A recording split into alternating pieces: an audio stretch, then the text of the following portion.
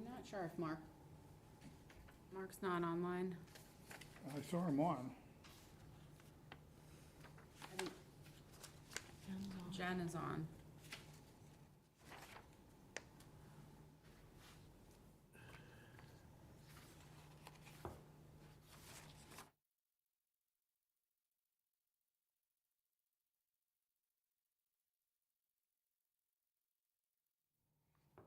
Nope, not coming in here. That's Jen Green. Okay.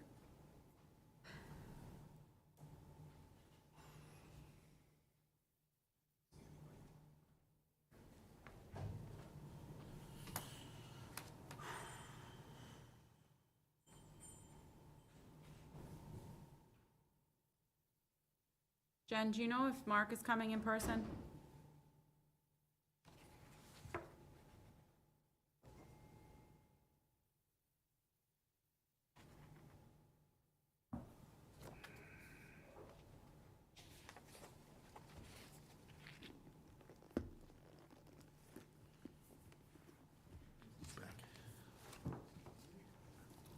He's back to work on Monday, but he's working from home, and then he's coming back to site the following week. I think. That's what it is.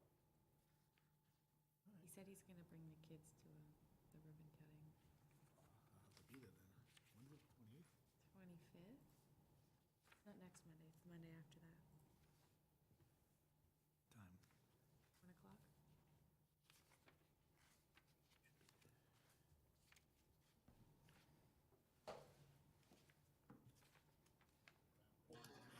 Oh, you can do everything? Do you need me to text him? Yeah, could you text him?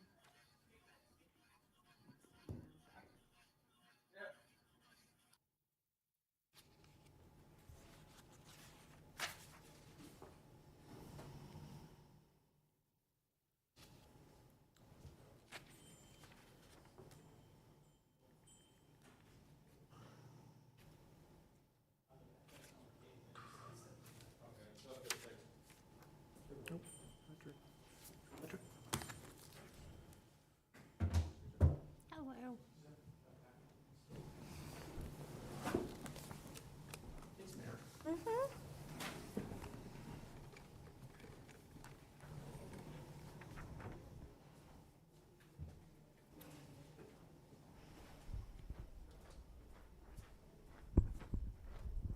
Thanks.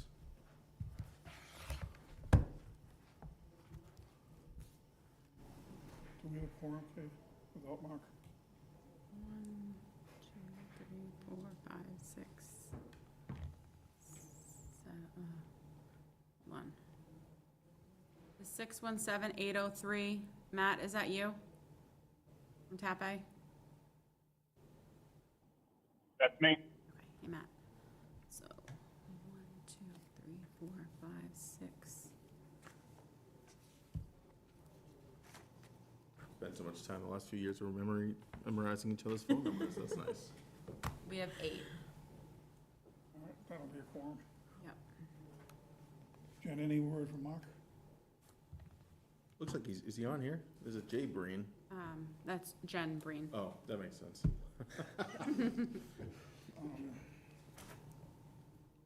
Okay, do you want to take the lead, Jack? I guess I'll take the lead. All right, let me share. Hold The on. hour being after 6:30, I call to order the Walpole School Building Committee focusing on the Walpole Middle School. I'm Jack Fisher, I'm sitting in for Mark Breen, who is not able to make it, I guess. Order of business, if no objections, I'll waive reading of the state directive on Zoom meetings and remote meetings. Any objections? Okay. Acknowledgement of public participation. If you want to make any particular comments, please send them to, do we have the link, the address to send comments to? I forget the middle school website. All right, we'll get that to you if you're interested. Okay, approval of previous meeting minutes, were those sent out? Yes. Okay. Any comments, concerns, issues with the minutes? If not, I'll take a motion to accept the minutes. Motion to approve. Okay, Jen, second?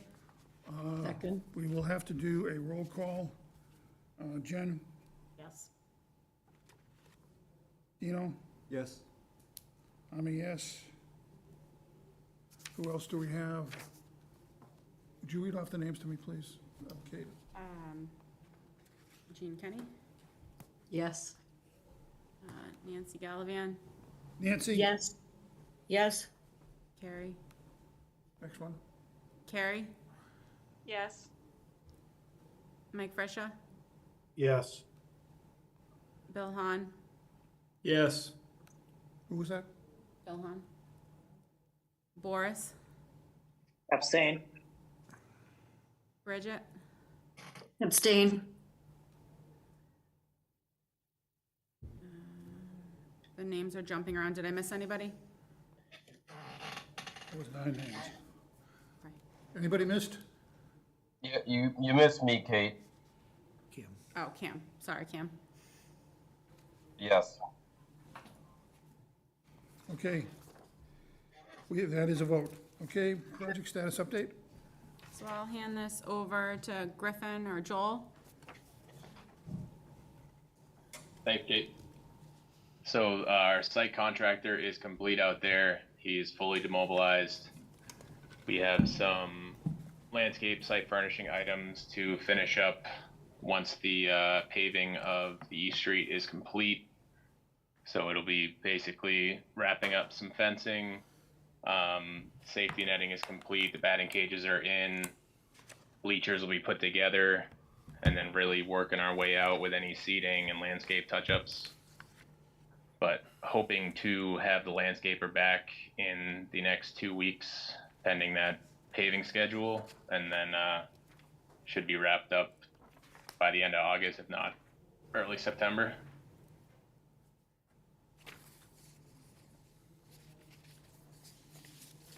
Just a few pictures. The batting cage is up, the backstops are up. The dugouts are in. The Fontaine project side of the fence, asphalt paving is complete. We're just waiting for the paving date for the town side, for the sidewalk. And then once that sidewalk goes in, the contractor will be back to install the fabric on the fence. Is there timing for the town's paving schedule? Yes, actually, just got an update from the engineering department this afternoon. Assistant Town Engineer Joe Conran reported all sidewalks on Washington Street are complete, just need to be loamed and seeded. Washington Street is scheduled to be milled this week and paved next week. On East Street side, all sidewalks have been ripped out and new concrete sidewalks have been poured from Plimpton Street to Beth Road. Don't have a paving date for East Street yet. Sidewalks in Beth, Edward, and Holly will be ripped out this Thursday and Friday while Washington Street is milled. So as far as the paving, hoping to have that wrapped up by September. And then for the sidewalks, it should be done with a few final tasks to be completed maybe after school started, but for the most part, that'll be completed by the start of school. Looks great. It's coming along. Yeah. Yeah, it's good to see. Griffin, you just want to give an update on where we are with the punch list? Yeah, so as of this afternoon, so 7 of those 10 items were site-related items that have been getting picked off the list over the past week. So that we're actually down to 3 items. One of them is a touch-up to one of the precast benches out there, which the landscaper will be back towards the end of the month doing some touch-up seating and walking with the landscape architect. So while they're out there, they will finalize that punch list item. And then the other 2 are some exposed cover board on the foundation that I believe are complete. We're just trying to coordinate with the subcontractor and get some pictures posted. But we are in good shape. Awesome. Any other questions on the construction update? I think we're wrapping up. So basically what you're saying is on the punch list, everything is either complete or just minor to do. And there's nothing really on the inside of the building. Nothing on the inside of the building. So these 10 items were all exterior, down to 3, and hopefully down to 0 towards the end of the week once we confirm. What does ready to close mean? It means that it hasn't been signed off on yet by the design team? Yeah, so things go back and forth in Procore, which is the system we use, so ready to close is the design team to review. Work required is Fontaine's court, so it's just Right. pushing it from court to court. So, Yeah, we get to say it's done, and then Right. somebody has to go actually verify that it's done and done well enough. So we can't just close something and say, oh yeah, that's done. understood. So some of those ready to close are inside the building then?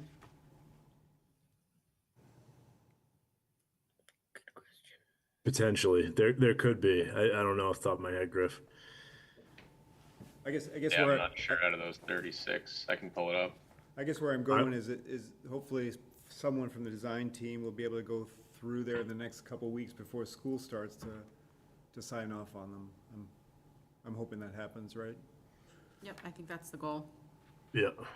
And we have been, as those items get closed, taking pictures to verify they're closed too, Right. to help facilitate that process. But somebody will go out there from TAP A and double check. Excellent. Thank you.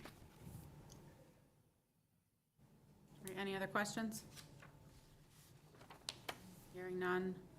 So, I know that we introduced, or Mike Fisher introduced this item at the last, building committee meeting, and I believe it wants to be discussed and voted on tonight. So this is the varsity baseball field work, which is work that would be done outside of Fontaine, Tape, and Vertex contract. And there is a proposal that was forwarded previously that Mike Fisher got, so I don't know, Mike, if you want to talk through the proposal, or I know, I'm not sure if there's been questions going back and forth behind the scenes. Kate, I'll just mention before we get started, I have Dave St. Martin, our acting athletic director, on the call, as well as Steve Mayo from the Parks Department. Okay. Have you received any questions from committee members since the last meeting, or is there anything you want to bring up for further discussion? I have not received any questions directly, so I don't have anything to add. I'm happy to answer any questions that may have come up that somebody has follow-up questions to. That's fine. Kate, this is Nancy. Can you tell me how much contingency money we have left at this point? So we are working through some final PCOs and cleaning it up, but I believe off the top of my head, we have like 1.25 million in contingency, or 1.3. Okay, thank you. Kate, can I mention one thing? I was Yeah. just reminded that we did speak with Ben Barrett, who had some questions about the safety concerns, and he had watched the comments that I had added on the last call and had some follow-up questions from his position as select board member. So Bridget Goff and I, Superintendent Goff and I, answered those questions. So we did follow up on a series of questions that Ben had. And I think I may have asked this the last time, but I have forgotten. This work would be done this year, this fall? So ideally, given the growing season, just to give the sod and the planting the most time to take hold and be as robust as possible, it would be good if we could do it in the fall. If we had to do it in the spring, I think it could be done. There's probably experts on this call who could verify that, but I think ideally we're hoping to do it in the fall. And the amount of time it would take, do you have a sense of duration? Steve, do you want to add to that? Steve Mayo? Pending the schedule for the construction company, I would say 10 to 14 working days, probably to finish the entire project. And would the area sort of be unusable to kids at the school for a period of time? I think it would be taken offline while the work was being done. We would have to fence off the area while the work is done. They are using that space for PE classes. There's 5 or 6 fields that are set up for different units and that overlap with that baseball field. So we would have to make accommodations for that. But I'm sure Principal Ruggiero is on the call, would be willing to work with us to accommodate that. But Carrie, if you want to add to that, feel free. Yeah, we are happy to accommodate this. We just use it, like Mike said, for all different fitness circuits and kickball field games, all different PE units. So safety is our number one priority. So we'll make it work. And the fall is much better than the spring for us. Oh, good. That's good to know. Yep. Yeah. And it is, when you say the growing season, I'm thinking grass, is it the infield that would be reseeded, or is that what you're talking about when you talk about growing season and lawns and grass and stuff? I was referring more to fall when you're planting grass. I think this would be sod. I don't think there would be seeding. It would probably be sod, but it would have a better chance to root and take hold. Cool. If it's planted in the fall. We've had a lot of burning in that area that I've seen, even with the irrigation going. So I think as you come into fall, you're much more likely to have robust, healthy grass take hold. Right. But Steve, if you want to add to that, I'm not an expert in that. I'm just going by what I know from our conversations. Yeah, I can agree with Mike on that. Fall time is better. You get a little bit longer of cooler temperatures during the day and night for enhanced sod growth. Yeah, rain too. And it's just the infield we're talking about. It's not the outfield. Is that correct? I don't know the extent of the work, I guess. So I think the area we're talking about is the infield. It's where the grass meets the sand and on the baselines around the edges, wherever grass is meeting sand. That's where there's a lip that's been created over time as that sand's worn down. Right. And that would have to be, the grass would be taken out and removed and then replaced with sod, and then the sand area would be raised so that you would have a nice even level surface. Right. So that the idea of a lip or something to trip over or have a ball bounce up when it, a ground or a line drive is hit, it pops up off the grass, and that's where people get hurt, getting hit with the ball. It's just an unpredictable bounce of a ball. Right. That's kind of those two things, trip hazard as well as the ball being hit, are two of the dangers that we've highlighted, and that's one of the reasons why we're really advocating for this strongly. Right. And there's no sod for the outfields then? Nothing like that? Not that I'm aware of. Steve, can you verify that? So the estimate does include a full renovation of the infield sod area. And then the company would do 8 to 12 feet around all the outside edges of the clay in the foul territories and on the back arc. Right. And that's basically just to help meet transitions for grades for water to shed off of the field properly. Excellent. That's good. That's the right answer. Jen? Sure. Motion to approve the baseball field work at the middle school. I'm sorry? I said motion to approve the baseball field work at the middle school. Well, I had a couple comments I wanted to make first. Okay. Okay. I've made it very clear, I don't think that this is an appropriate expenditure for contingency for the middle school to upgrade and do repairs on the varsity baseball field. I just don't think it's appropriate at all. I'm wondering what the school committee has had for discussion and if they have voted on this yet. Anybody from the school committee want to answer? I don't think we're required to take a vote on this. So no one says that you're required. However, you're going ahead and asking, this committee is being asked to make a capital investment on school property for a field and use money that wasn't appropriated by the town for that. And I would think that you would want to have some opinion on that. Can I chime in on it? This is Nancy from the school committee, and we haven't had a meeting since this topic has come up at all, but I've given it a whole lot of thought. And I think that, to me, I was curious about how much contingency money we have, and it's significant. I also want to prioritize academics as much as possible, but can't prioritize it more than safety. And I know of one person who got hurt on the baseball field, and I'm pretty sure that Mike Frischer told us that there were two that he's aware of. This is the field that is closest to the school, so correct me if I'm wrong, Carrie, but I would assume that it's a field that's used regularly by the middle school population. I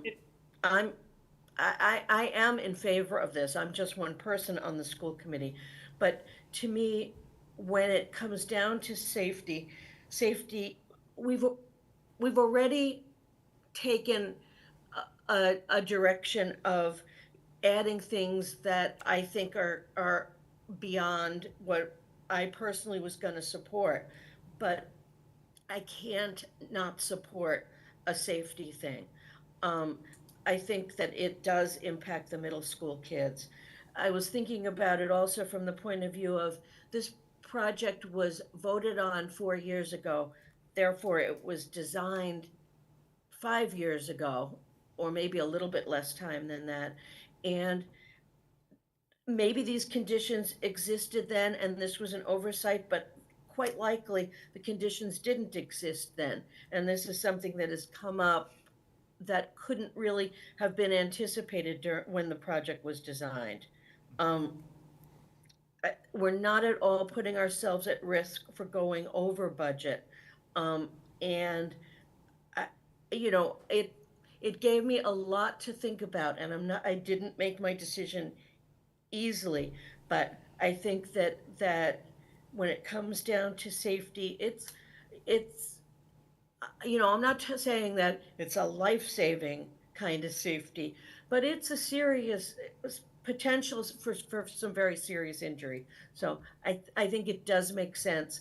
I think that we could argue about getting money from another source of funding, but when we're talking about returning more contingency to the town, it kind of feels like a shell game of money to me. I support using the contingency to pay for this, basically. Just to be clear, I'm not suggesting that we ignore the safety issue. I just don't think the funding source is at all appropriate in this. I admire the way you look at things, Jack. I just think that I've been part of asking for things that feel like safety issues to us, and we're told to wait a while on them. I would rather, while we're just finishing this project, have this done now. But I do admire how much thought you give to it. Well, is there another source for these funds other than this contingency? There's lots of sources. You just have to look for them and make judgments as to what's more important. And I just don't think it's at all appropriate that we take money that was allocated, that was voted on and allocated by the town meeting and the voters, to apply it to something that was not part of that project. Varsity baseball fields are not part of the middle school, period. Well, I'm being too hard-nosed about it, but I just don't believe it.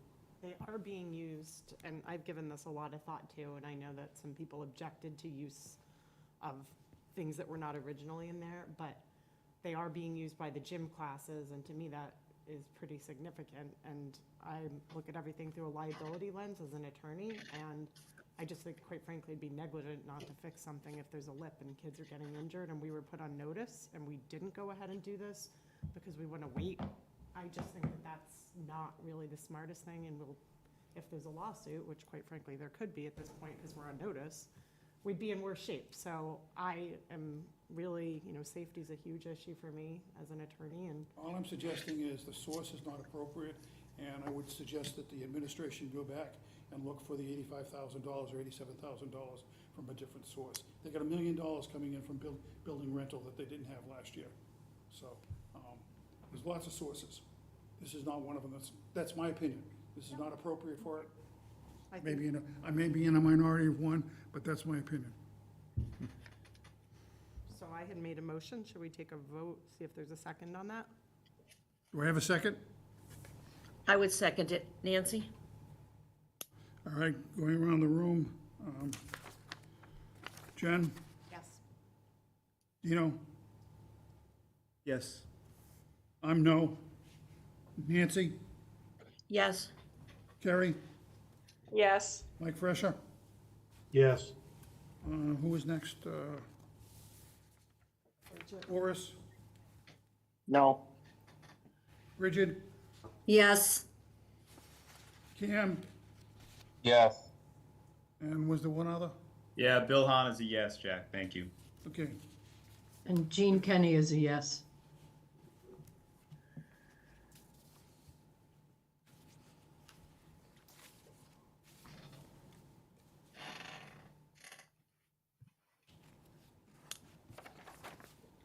okay, VIP package, Kate?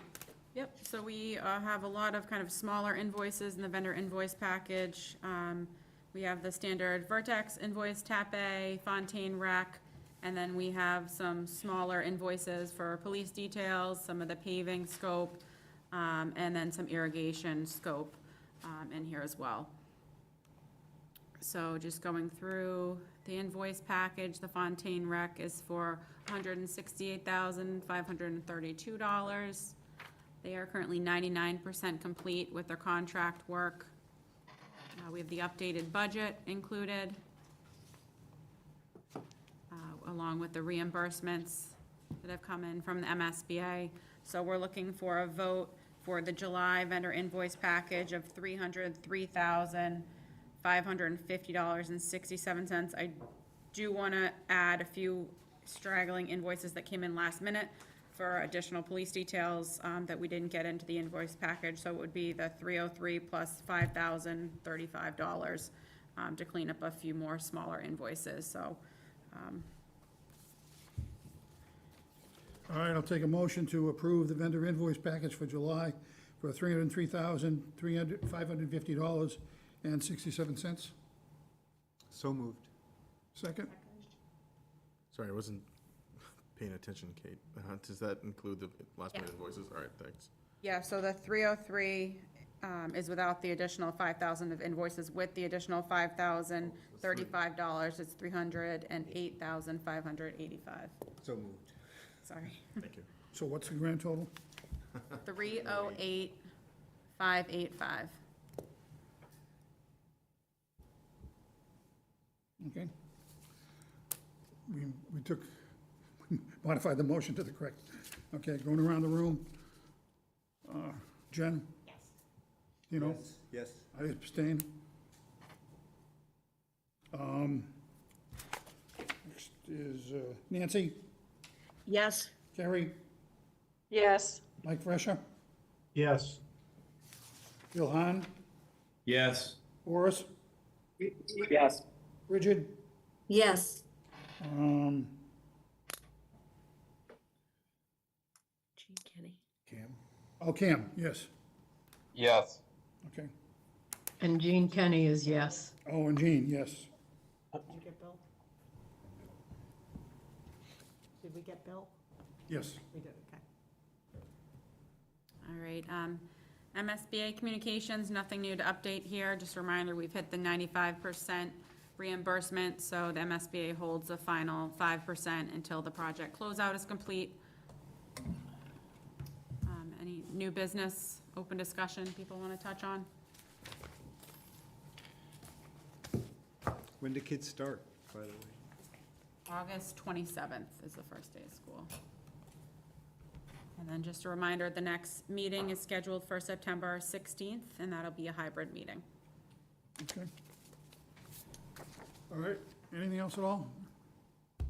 I'll take a motion to adjourn. So moved. Second. Okay, going around, Jen, yes, Dino, yes, I'm yes, Nancy? she's gone. Carrie? Sorry, yes, sorry. Terry? Yes. Mike? Yes. Bill? Yes. Bruno? Boris? Yes. Bridget? Yes. Cam? Yes. And Jane? Yes. Thank you all.